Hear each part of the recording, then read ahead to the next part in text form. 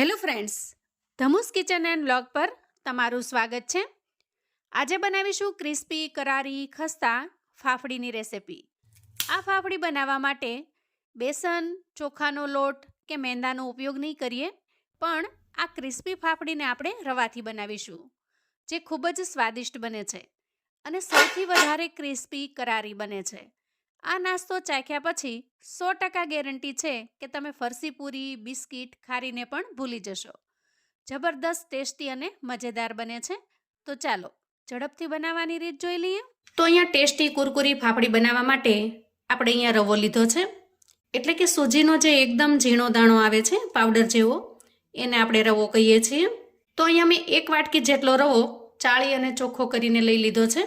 રવાને પીસવા માટે આપણે એક મિક્સર જાર લઈશું અને આપણી પાસે જે 1 કટોરી રવો છે એને એમાં ટ્રાન્સફર કરીશું। હવે ઢાંકણ ઢાંકી આપણે ખૂબ સારી રીતે પીસી લેવાનો છે, જેથી કરીને જે એકદમ ઝીણો રવો છે એ પાવડર ફોર્મમાં આવી જશે। તો જુઓ, અહીંયા રવાને પીસી લેતા એકદમ સરસ પાવડર જેવું, એટલે કે લોટ જેવું થઈ ગયું છે। તમે અહીંયા જો તમારી પાસે રવો ન હોય અને સૂજી હોય તો એ પણ લઈ શકો છો, કેમ કે આપણે તો એને પીસવાનું જ છે। હવે તૈયાર થયેલા લોટને આપણે ફરી એ વાટકીની અંદર કાઢી લઈએ। હવે આપણે એક મિક્સિંગ બાઉલ લઈશું અને તૈયાર કરેલા લોટને એમાં ટ્રાન્સફર કરીશું। આ ફાફડા બનાવવા માટે લોટની અંદર એકદમ સિમ્પલ મસાલા જાય છે। તો સૌથી પહેલા અહીંયા સ્વાદ પ્રમાણે મીઠું ઉમેરી દઈએ અને થોડી કસૂરી મેથી લઈ હાથ વડે ક્રશ કરીને ઉમેરી દઈએ। હવે આપણે મોણ તરીકે તેલ ઉમેરી દઈએ। તો અહીંયા હું 2 ચમચી જેટલું તેલ ઉમેરી રહી છું।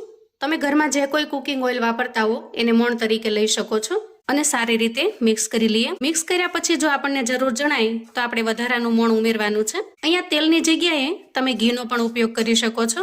તો અહીંયા તમે જોઈ શકો છો કે આપણે જે રીતે ફરસી પૂરીનો લોટ બાંધીએ એ રીતે એકદમ સરસ મોણ લાગી ગયું છે, એટલે કે 2 ચમચી ઉમેર્યા પછી હવે વધારે તેલ નાખવાની આપણે જરૂર નથી।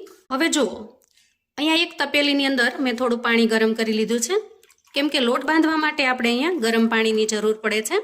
લોટની અંદર થોડું પાણી ઉમેરીશું અને ચમચીની મદદથી મિક્સ કરી લઈશું અને પાણી પણ આપણે થોડું થોડું ઉમેરવાનું, જેથી કરીને આ જે લોટ છે એ એકદમ ઝડપથી ઢીલો ન થઈ જાય। હવે જુઓ, અહીંયા થોડું ઠંડુ થાય અને આપણે હાથથી અડી શકીએ એવું લાગે એટલે હાથથી મિક્સ કરી લેવાનું। આ રીતે એકદમ સરસ લોટ જેવું બંધાઈ જશે। અહીંયા જો તમારાથી થોડું પાણી વધારે પડ્યું હોય તેની કોઈ ચિંતા નહીં, એને આપણે કઈ રીતે બેલેન્સ કરી શકીએ હું તમને આગળ બતાવું છું। તો જુઓ, આ રીતે આપણે એકદમ સરસ અને પરફેક્ટ લોટ બાંધીને તૈયાર કર્યો છે। આમ જુઓ તો રોટલીનો લોટ જેટલો ઢીલો હોય એટલો લોટ આપણે અહીંયા ઢીલો રાખ્યો છે। હવે લોટને આપણે થોડી વાર માટે રેસ્ટ થવા દેવાનો છે, અંદાજે 5 થી 10 મિનિટ માટે, જેથી કરીને આપણે આ લોટને રવાથી બાંધેલો હોવાથી એકદમ સારી રીતે ફૂલી જશે અને જો મિશ્રણ થોડું ઢીલું પણ હશે તો પણ સરસ રીતે કઠણ થઈ જશે। તો આ રીતે લોટને ઢાંકી અંદાજે 8 થી 10 મિનિટ માટે એને સારી રીતે રેસ્ટ થવા દઈએ। હવે અંદાજે 10 મિનિટ પછી આપણે લોટને ચેક કરી લઈએ। તો જુઓ, અહીંયા લોટ છે એ થોડો કઠણ બન્યો છે, એટલે કે સૂજી છે એ સારી રીતે ફૂલી ગઈ છે। લોટ જો ઢીલો થઈ જાય તો તમારે એના અંદર જરૂરિયાત મુજબ ઘઉંનો લોટ, ચોખાનો લોટ અથવા તો મેંદાનો લોટ ઉમેરી શકો છો અને એ રીતે લોટની જે કન્સિસ્ટન્સી છે આ રીતની તમે બનાવી શકો છો। પણ ફરી આને કઠણ કરવા માટે તમે રવો ન ઉમેરતા, કેમ કે રવો ઉમેરશો તો ફરી એને તમારે રેસ્ટ થવા મૂકવું પડશે। બંને હથેળીને થોડી ઓઇલથી ગ્રીસ કરી લઉં છું અને પછી આપણે આમાંથી 2 ભાગ કરી લઈએ અને ત્યાર પછી એક ભાગ લઈ અને એમાંથી આપણે એટલું મિશ્રણ લઈ અને અલગ પાડી દઈશું। બને ત્યાં સુધી એક સરખા લુવા બનાવવા, જેથી કરીને નાસ્તો પણ એક સરખો બને। જુઓ, આ રીતે લુવાને તૈયાર કરી લીધા છે। ત્યાર પછી આપણે એક પાટલી લઈશું અને ઉપરની સાઈડ છે એને ઓઇલથી ગ્રીસ કરી લઈશું। હવે જે મિશ્રણનો ભાગ છે એને આપણે પાટલી પર મૂકીશું, આ રીતે થોડા લાંબા શેપમાં, અને આંગળીની મદદથી થોડું ફેલાવી લઈશું। હવે આ ઉપરનો જે ભાગ છે અહીંયા થોડું લાલ મરચું લગાડીશું અને થોડા સફેદ તલ લગાડીશું। જુઓ, આમ કરવાથી એનો લુક ખૂબ સરસ લાગે છે અને હવે વેલણની મદદથી એને વણી લઈશું। અહીંયા આપણે એકદમ પતલું વણવાનું છે અને આ શેપમાં આવી જાય એ રીતે વણી લેવાનું છે। અહીંયા તમે જોઈ શકો છો આપણે એકદમ સરસ રીતે પતલું વણી લીધું છે।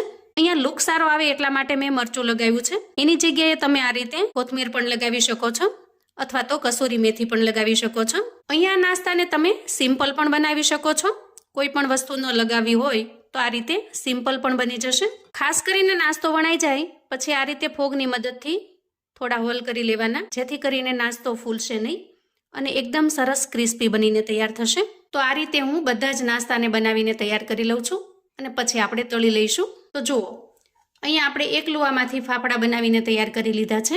તો હવે આપણે ગેસ તરફ જઈશું અને સૌથી પહેલાં એક બેચને બનાવી લઈશું. ગેસ ઉપર મેં મીડિયમ ફ્લેમ ઉપર તેલને ગરમ કરવા મૂકી દીધું છે. તો અહીંયા તેલને ચેક કરી લઈએ.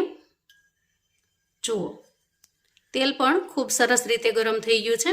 આપણે એક એક કરી અને ફાફડાને ઉમેરી દઈએ. એક સાથે જેટલા સમાય એટલા ઉમેરીશું. થોડી વાર માટે આપણે એને બિલકુલ ચલાવીશું નહીં. નીચેથી થોડા ક્રિસ્પી થાય પછી આપણે ચલાવીશું. એકદમ ટેસ્ટી અને ગજબનો નાસ્તો બને છે. અને જો એક વખત આ રીતે નાસ્તો બનાવશો ને તો બાકીના બધા જ નાસ્તાની રીત તમે ભૂલી જશો, કેમ કે બાળકોને પણ આ ક્રિસ્પી નાસ્તો ખૂબ જ પસંદ આવે છે. હવે આપણે બંને સાઈડ અલટાવી પલટાવી અને આ રીતે થોડો બ્રાઉન કલરનો થાય ત્યાં સુધી એને તળી લેવાનો છે. જુઓ, એકદમ સરસ કલર આવી ગયો છે. બસ આ રીતે થોડો બ્રાઉન કલર આવે એટલે આપણે નાસ્તાને બહાર કાઢી લઈશું. જુઓ, તમે એનો અવાજ સાંભળી શકો છો. એ જ રીતે આપણે બાકીના નાસ્તાને તળી લઈએ. તમે જો ફોગની મદદથી અંદર હોલ નહીં કરો તો થોડો નાસ્તો ફૂલશે, પણ એ રીતે પણ નાસ્તો સરસ રીતે બને છે. તો જુઓ, અહીંયા આપણા એકદમ ક્રિસ્પી કરારા ફાફડા બનીને તૈયાર છે.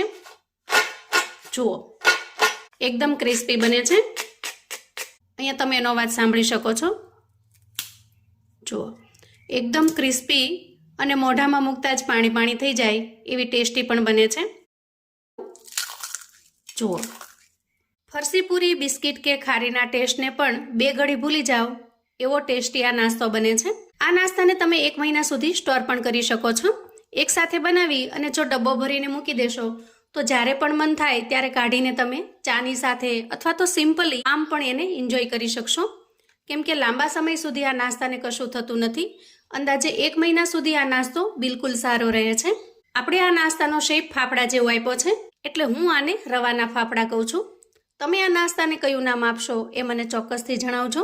તો મિત્રો, આવું અવનવું જાણવા માટે અને મને સપોર્ટ કરવા માટે ચેનલ પર જો તમે નવા છો તો પ્લીઝ ચેનલને સબસ્ક્રાઈબ કરો. વિડીયો ગમે તો લાઈક અને શેર કરો. તમારા સગા સંબંધી મિત્રોને પણ આપણી આજની આ અલગ રીતે બનાવેલી રવાની પાપડીની રેસિપી ચોક્કસથી મોકલી આપજો, જેથી એ લોકો પણ બનાવીને તૈયાર કરી શકે, એન્જોય કરી શકે અને એના પરિવારને પીરસી શકે. કોમેન્ટમાં મને ચોક્કસથી જણાવજો મિત્રો કે તમને આજના નાસ્તાની આ રેસિપી કેવી લાગી છે. અને છેલ્લે, જો વિડીયો તમને ગમ્યો હોય તો લાઈક કરી દેજો અને સાથે સાથે હાઈપ પણ આપી દેજો. હવે ફરી મળીશું એક નવી રેસિપી સાથે.